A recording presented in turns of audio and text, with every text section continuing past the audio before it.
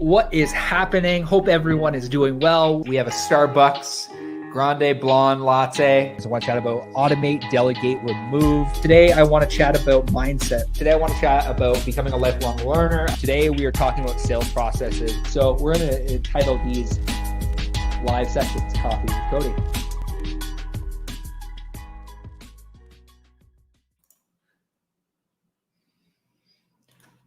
What is happening? Hope everyone's doing well.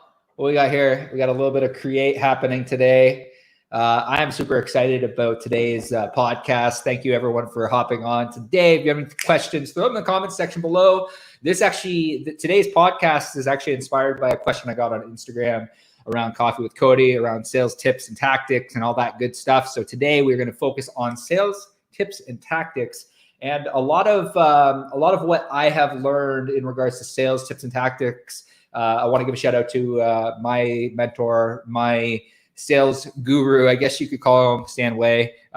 He's a really big influence in regards to sales as far as marketing goes. But for those that don't know, I spent 10 years in the telecom industry, really helping people with sales, and that's my entire life. When I was 18 years old, I got my first sales job at Future Shop, and it really changed the direction of my life, and it really allowed me to communicate better with people, really allowed me to really just change the direction of my life. I love sales. And today I want to chat about sales. And today I want to chat about a few things. I want to chat about having a super solid sales process. I want to chat about overcoming objections. And I want to chat about building rapport and just ultimately being true to you. Hope you get a lot of value out of today. If you're a business owner, entrepreneur, what is up? If you're not a business owner, entrepreneur, what is up? I hope you get a ton of value. I'm going to try to nail this out as quick as possible because we do have a studio PTO podcast coming a little bit later today. We're also working on a new website, so stay tuned for that. We just started doing that with Studio PTO. Tons of stuff going on. I just hired a new Facebook ad specialist. There's just a ton of things happening, but I want to try to provide a massive amount of value to you today. So do me a favor, if you're watching this, share this with somebody who's an entrepreneur or business owner. Throw a comment below. Let me know what is up, and really am excited to go through this today. So I'm going to start with having a super solid sales process. When we started the agency, or not when we started the agency, because Neil and Nora started the agency. When I joined the agency, I had a super solid sales process for selling cell phones. I was very good at selling phones. Best Buy gave us a process on how we get people from point A to point B to point C. Everything was clearly identified for how you actually get results and get solutions for your business, which was Best Buy's business. And I started to understand and started to realize that everything starts with having an understanding of how you are going to move the customer through a journey. And this is why I've been so bullish about the idea that of the 5 key core functions of growing a business. Thanks, Alex Sharfan. Lead generation, lead nurture, conversion, delivery, retention, resell, upsell. And today I want to chat about sales. And today I want to chat about why you're probably not closing sales, and why, if you're running lead generation systems, why they're probably not working. And it's about having a super solid sales process. So I want to take you through ours, and then I really want to encourage you to sit down today, this weekend, and really identify or hire a sales coach or hire a business coach to really help you understand how you can actually close sales in the online space. Or even just referral business, however you generate business. I want to help you understand that you need to sell a sales process. So our sales process is this. When a client comes to us and they say to us, hey, we want to work with you, or we want to learn what it's like to work with you. Our very first meeting is what we call lead gen scale meeting. The reason that we do this is it really helps us understand whether or not we can get the client to where they want to go. And we've been very focused on making sure we sign the right types of clients. And I think it's important for you as a salesperson out there, because if you're an entrepreneur and you don't think you're a salesperson, you're absolutely wrong. You're constantly selling yourself. But it's important that the end consumer, that your new potential client understands that you have a system in place to get them the result that they're looking for. So what we follow is a 2-call sales process. Shout out Stan Way. He essentially taught us this. And the first call process is really all around just discovering whether or not we can help you. And really that's what we call framing our call, or framing the meeting of like, look, this is not a sales meeting. This is just to understand where you at right now, where you want to go, and whether we can help you get to that end desired result. So it's really to like, and it makes the end consumer, the client, feel safe, and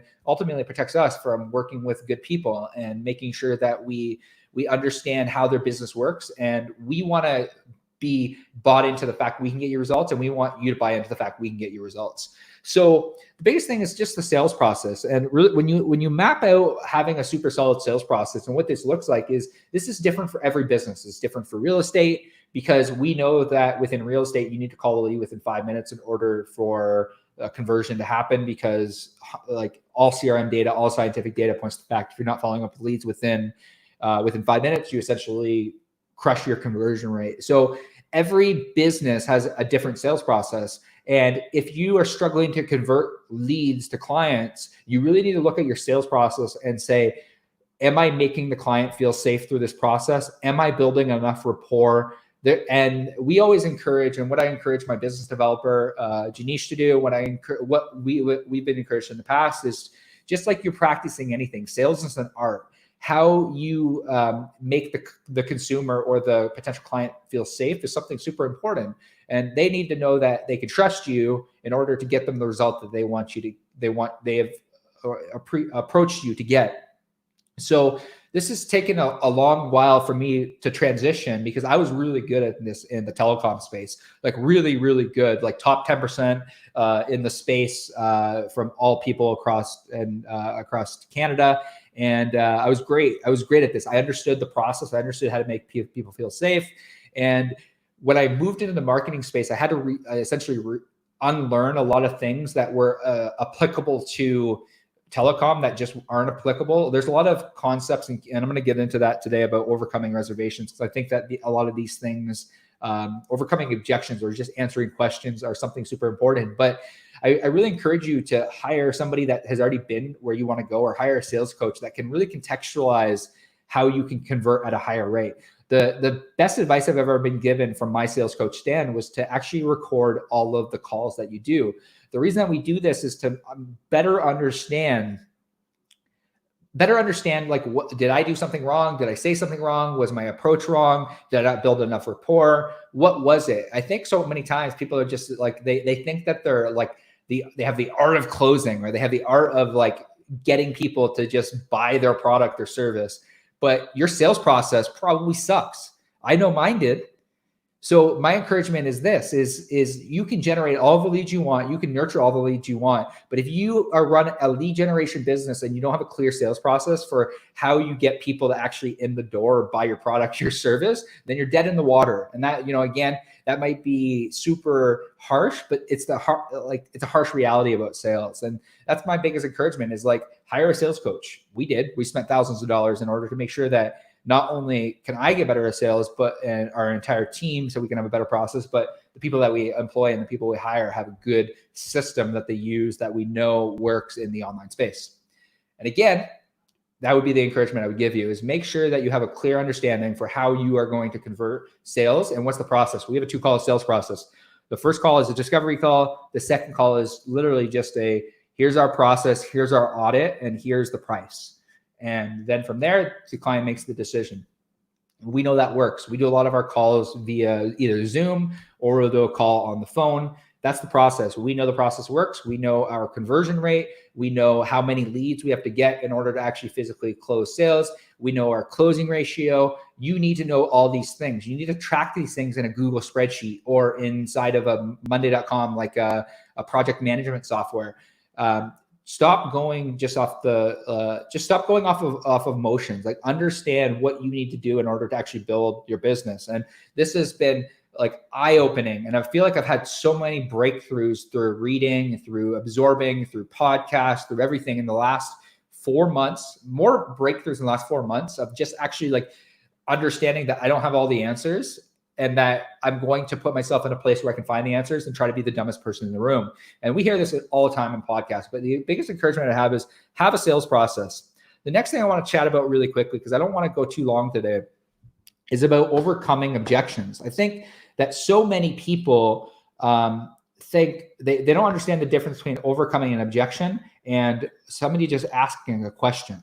There's a difference between an objection and a question. Sometimes people just are seeking to understand how your process actually gets them the result that you say that it's going to get them. So my encouragement with objections, so we'll talk about objections and we'll talk about questions.